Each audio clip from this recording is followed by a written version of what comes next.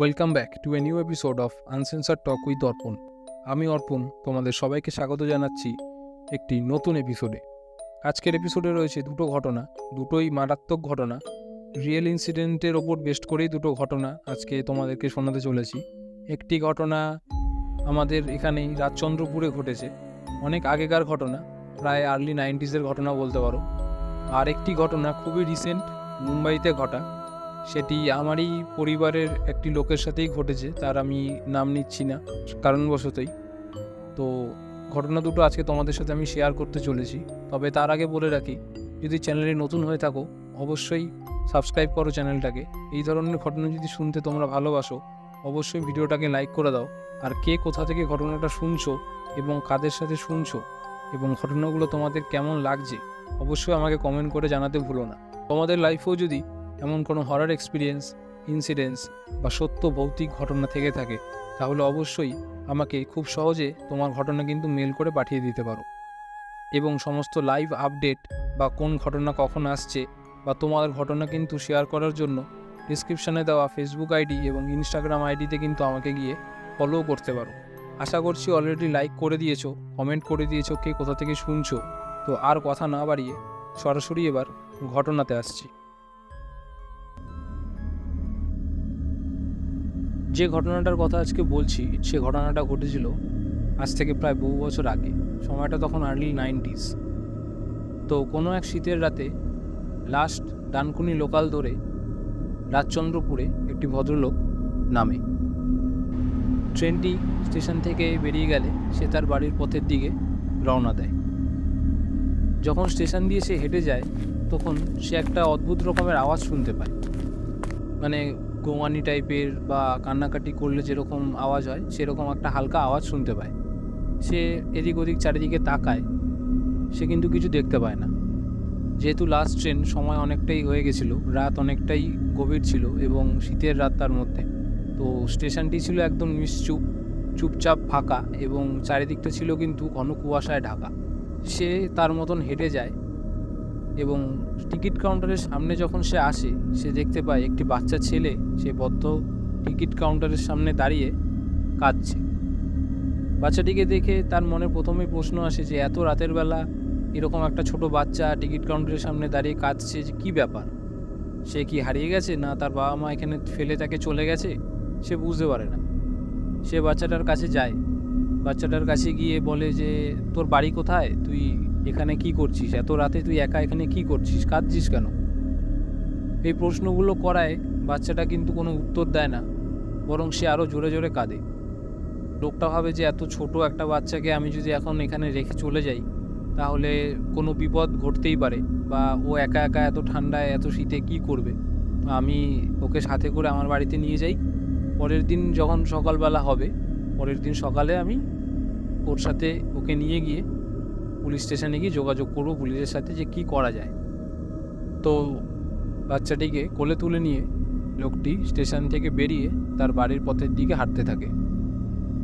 কিছুটা হাঁটার পর লোকটির মনে হয় যে লোকটির পায়ের সাথে কিছু একটা বাঁধছে বারবার। সে অতটা গুরুত্ব দেয় না, সে ভাবে যে হয়তো কোনো দড়ি সুতো বা রাস্তার মধ্যে কিছু নোংরা ফোংরা থাকে যেরকম, সেগুলো হয়তো বাজছে, তো সে গুরুত্ব দেয় না অতটা, সে হাঁটতে থাকে। কিন্তু অনেকটা রাস্তা আসার পরও যখন সে দেখে যে না, যে ফিলটা হচ্ছিল তার অস্বস্তিটা সেটা কিন্তু বাড়ছে আস্তে আস্তে, অর্থাৎ তার পায়ে যে জিনিসটা লাগছে মনে হচ্ছে বা বাজছে মনে হচ্ছিল সেটা কিন্তু আস্তে আস্তে বাড়ছে। সে তার পায়ের দিকে তাকায় এবং তাকিয়ে যা দেখে তাতে কিন্তু তার শরীরের মধ্যে দিয়ে একটা ঠান্ডা স্রোত বয়ে যায়। সে দেখে বাচ্চাটির থেকে একটি বড় পা বেরিয়েছে, যেটি কিন্তু তার পায়ের সাথে বারবার ঠেকছে। সে বাচ্চাটি কিন্তু ইন্টেনশনালি সেই পাটা তার দিকে ঠেকাচ্ছে। তো কি ঘটলো এই ব্যাপারটা দেখে লোকটা এতটাই ভয় পায়, লোকটা বাচ্চাটাকে কোল থেকে ছুঁড়ে সাইডে ফেলে দেয়। বাচ্চাটা রাস্তায় পড়ে যায় এবং সাথে সাথেই বাচ্চাটা কিন্তু উঠেও দাঁড়ায়। উঠে দাঁড়িয়ে সে একটা লাফ মেরে পাশের একটা গাছে গিয়ে উঠে বসে থাকে। সে সেখান থেকে বসে লোকটির দিকে একটা বিকট মুখ করে বিকটভাবে হাসতে থাকে। লোকটি দেখে এতটাই ভয় পায় এবং কি করবে বুঝতে না পারায় সেখান থেকে দৌড়ে পালিয়ে তার বাড়িতে চলে আসে। বাড়িতে আসার পর সে কিন্তু তার বাড়ির লোককে কোনো কিছুই বলে না যে সে কি দেখেছে বা কি ঘটেছে। তবে তার মনে কোথাও না কোথাও একটা প্রশ্ন চলছিল যে সে যা দেখলো সেটা কি সত্যি দেখলো? যে বাচ্চাটাকে সে কোলে নিয়েছিল সেটি কি সত্যি কোনো রক্ত মাংসর মানুষ ছিল, নাকি ছিল কোনো অন্যরকম কোনো কিছু বা কোনো অশরীরী? তো সেদিন রাতে লোকটির মারাত্মক জ্বর আসে এবং জ্বরটা এতটাই মারাত্মক ছিল যে 4 দিন ক্রমাগত এই জ্বরে ভোগার পর লোকটি কিন্তু 4 দিনের মাথায় মারা যায়।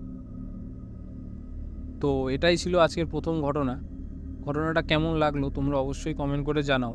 এইরকম ধরনের ঘটনা কিন্তু আমরা অনেক সময় শুনতে পাই যে কোনো একটা বাচ্চা বা বাচ্চার মতন দেখতে কোনো কিছু আমাদের সাইকেলে চেপে বসে, সাইকেল ভারী হয়ে যায়, বা হয়তো তোমরা অনেকে শুনে থাকবে আগেকার দিনের লোকজন এরকম মাঠে ঘাটে দেখতো বা রাস্তায়, ফাঁকা রাস্তায় শীতের বেলায় বা শীতের রাতে এরকম দেখতে পেত। তো এই ঘটনাগুলো হয়তো তোমরা আগেও শুনে থাকবে এরকম টাইপের ঘটনা। তো তোমাদের ঘটনাটা কেমন লাগলো অবশ্যই কমেন্টে জানাও, এবং তোমাদের সাথেও যদি এমন কোনো ঘটনা ঘটে থাকে বা শোনা যদি কোনো ঘটনা থাকে তাহলে অবশ্যই কমেন্ট করে আমাকে জানিও। তো এবার দ্বিতীয় ঘটনায় আসছি। সেকেন্ড যে ঘটনাটা বলছি সেই ঘটনাটা কিন্তু মুম্বাইতে ঘটেছিল একটা মেয়ের সাথে। তো মেয়েটা অফিসে চাকরি করত। তো তারা ঠিক করে, অর্থাৎ সে এবং তার অফিস কলিগ দুজন মিলে ঠিক করে যে শনিবার দিনকে অফিস ছুটির পর তারা ঘুরতে বেরোবে। যেহেতু শনিবার দিনকে হাফ ডে থাকে আর তার পরের দিনকে রবিবার অফিস ছুটি, তো সেই মতন কথা মতন তারা অফিস থেকে ছুটি নিয়ে তারা ঘুরতে বেরোয়। সারাদিন ঘোরার পর যখন তারা বাড়ির জন্য রওনা দেয় বা বাড়িতে যাওয়া যখন টাইম হয়ে আসে, তখন একটা মেয়ে থাকতো খুব দূরে, যার জন্য সে ট্রেনে করে চলে যায় বাড়িতে, এবং যে মেয়েটি কাছে থাকতো সেই মেয়েটি অটো করে বাড়ি যাওয়ার জন্য। এবার যে মেয়েটি অটো করে তার সাথেই মেন ঘটনাটা ঘটে। অটোতে ওঠার পর মেয়েটির শরীরটা একটু খারাপ লাগে, গাটা ঘাম ঘাম দেয় এবং তার মাথাটা ঘোরাতে থাকে, মনে হয় গাটা একটু ভারী ভারী লাগছে। তো সেভাবে যে সারাদিন অফিস করেছে, তারপরে ঘোরাঘুরি করেছে, হয়তো টায়ার্ড রয়েছে, তার জন্য হয়তো তার শরীরটা খারাপ লাগছে, সে অতটা গুরুত্ব দেয় না। তো এখানে বলে রাখি যে অটো করে কিন্তু তুমি মুম্বাইতে একাও ঘুরতে পারো বা একাও কোনো জায়গায় অটো করে এদিক থেকে ওদিকে যেতে পারো। আমাদের কলকাতার মতন নয় যে তোমাকে 5 জন বা 4 জন প্যাসেঞ্জার হলে তারপরেই তুমি যেতে পারবে। ওখানেও যাওয়া যায়, এরকম আছে, কিন্তু তুমি চাইলে একাও যেতে পারো। তো সেই মেয়েটি কিন্তু অটোতে একাই ছিল। তো অটোতে বসার পর কিছুটা যাওয়ার পর এরকম শরীরটা খারাপ যখন লাগে, সে আরেকটা জিনিসও ফিল করে যে মনে হচ্ছে যেন তার পেছন দিক থেকে কেউ একটা তার কানে ফিস করে কথা বলছে। মানে সে তার পেছন দিক থেকে মনে হচ্ছে কেউ একটা বসে আছে, মানে পেছনের সিটে বসার পরেও যখন অটোতে একটা ফাঁকা জায়গা থাকে পেছন দিক করে, মনে হচ্ছে সেখান থেকে কেউ তাকে দেখছে বা সেখানে কেউ একটা বসে আছে।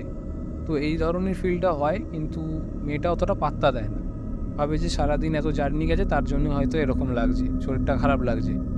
তো সে বাড়িতে যায়। বাড়িতে গিয়ে যখন ফ্রেশ হওয়ার সময় সে আয়নায় দেখে যে তার ঘাড়ের কাছটাতে একটা নখের আঁচড়ের মতন, এবং সেখান থেকে কিন্তু হালকা হালকা রক্তও বেরোচ্ছে, জ্বালা জ্বালা করছে। তো এইটা কিন্তু সে প্রথমে খেয়াল করেনি। এবার এইটা দেখার পর সে তার মাকে ঘটনাটা জানায়, এবং তার মা তাকে তৎক্ষণাৎ জিজ্ঞাসা করে যে তুই সারাদিন কোথায় ছিলি বা কোথায় ঘুরতে গেছিলি। তো মেয়েটা বলে যে আমরা শপিং মলে গেছিলাম, সিনেমা দেখেছি, খাওয়া দাওয়া করেছি, এবং আমরা একটা কবরস্থানের সামনেও কিন্তু গেছিলাম। এই ব্যাপারটা শুনে মেয়েটার মা তৎক্ষণাৎ, ওদের পাড়ায় একজন এরকম লোক ছিল যে আর কি একটু ঝাড়িয়ে ফাড়িয়ে দিত সবাইকে, বা তান্ত্রিক কোষের একটা লোক ছিল, তাকে ডেকে নিয়ে আসে, তাকে সমস্তটা বলে তাকে, এবং সেই স্ক্র্যাচটাও দেখায়। তো সেই লোকটি তৎক্ষণাৎ মেয়েটাকে একটা জলপরা দেয় এবং একটা তাবিজ তার বাঁ হাতে বেঁধে দেয়, এবং বলে যে 3 দিন যেন এই জলপরাটা তাকে খাওয়ানো হয়, এবং 3 দিন যেন এই তাবিজটা কোনো রকমভাবেই তার শরীর থেকে আলাদা না করা হয়, এবং তাকে এটাও বলা হয় যে সে যেন রাতের বেলা খোলা চুলে বাইরে না বেরোয়, এবং সে যেন পারফিউম এখন ইউজ না করে। মেয়েটি যখন জিজ্ঞাসা করে যে না তাকে এমন বলা হচ্ছে কেন, বা সে যখন কারণটা জানতে চায়, সেই তান্ত্রিক গোছের লোকটি মেয়েটিকে বলে যে তুমি যে কবরস্থানের সামনে গেছিলে বলছো, সেখান থেকেই হয়তো তোমার প্রতি অ্যাট্রাক্ট হয়ে কোনো নেগেটিভ এনার্জি বা এন্টিটি তোমার পেছনে কিন্তু চলে এসছে, তোমার পেছন পেছন চলে এসছে, মানে তোমার দিকে অ্যাট্রাক্ট হয়ে তোমার সাথে এসছে। এবার ও তোমাকে বিভিন্ন রকমভাবে ক্ষতি করতে পারে বা তোমার প্রতি তোমার সাথে আরও অনেক কিছু করতে পারে। তো যাতে তুমি এইসবের থেকে দূরে থাকতে পারো এবং যাতে তুমি ঠিকঠাক থাকতে পারো, তোমার সুরক্ষার জন্যই আমি তোমাকে এগুলো করতে দিলাম। তো স্ট্রিক্টলি তাকে পরপর এই 3 দিন এগুলো ফলো করানো হয় এবং 3 দিনের পর 4-5 দিনের মাথায় কিন্তু আস্তে আস্তে তার শরীরটাও ভালো হয়ে যায় এবং এইসব যে সিমটমগুলো ছিল বা তার যে মনে হতো যে কেউ একটা কথা বলছে বা কেউ তার দিকে কেউ তার দিকে তাকিয়ে দাঁড়িয়ে আছে, সে যে প্রেজেন্সটা ফিল করতো সেটা কিন্তু আস্তে আস্তে বন্ধ হয়ে যায়। তো এটাই ছিল আজকের দ্বিতীয় ঘটনা। আশা করি তোমাদের ঘটনা দুটো খুবই ভালো লাগবে। দুটো ঘটনা ছোট, কিন্তু দুটো ঘটনার যে ইম্প্যাক্টটা বা যে ফিলটা সেটা কিন্তু খুব দুর্দান্ত। মানে ভয় তোমরা পাবে, আশা করি তোমরা ভয় পাবে বা তোমাদের ভালো লাগবে। তো এই ধরনের ঘটনা যদি তোমরা আরও শুনতে চাও তাহলে অবশ্যই আমার চ্যানেলটাকে সাবস্ক্রাইব করো এবং বেল নোটিফিকেশানটাকে অলে করে দাও, যাতে যে কোনো ঘটনাই যখন আসবে সবার আগে যেন তুমি শুনতে পাও। তোমাদের সাথেও যদি এমন কোনো ঘটনার এক্সপিরিয়েন্স বা ইনসিডেন্টস বা শোনা কোনো ঘটনা যদি থেকে থাকে তাহলে অবশ্যই আমার সাথে শেয়ার করতে পারো। শেয়ার করা খুবই সহজ। শেয়ার করার জন্য ডেসক্রিপশনে দেওয়া মেল আইডি, ইনস্টাগ্রাম আইডি এবং ফেসবুক আইডি যে কোনো জায়গায় গিয়ে আমার সাথে কন্ট্যাক্ট করো বা তোমার ঘটনা লিখে আমাকে utuitorpon@gmail.com মেল করে দিতে পারো। আরেকটা কথা বলে রাখি, তোমরা কিন্তু এখন থেকে চাইলে এই ঘটনাগুলো স্পটিফাইতেও শুনতে পারো।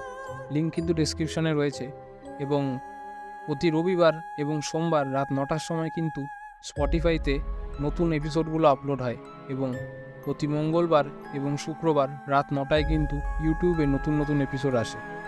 তো যদি ভালো লেগে থাকে ঘটনাটা অবশ্যই একটা লাইক করো, কেমন লাগলো অবশ্যই কমেন্ট করে জানিও এবং চ্যানেলে নতুন হলে সাবস্ক্রাইব করতে ভুলো না। তো তোমার সাথে দেখা হচ্ছে পরের কোনো হরর এক্সপিরিয়েন্স বা ইনসিডেন্টস বা সত্যি কোনো ঘটনা নিয়ে। ততক্ষণের জন্য বাই বাই।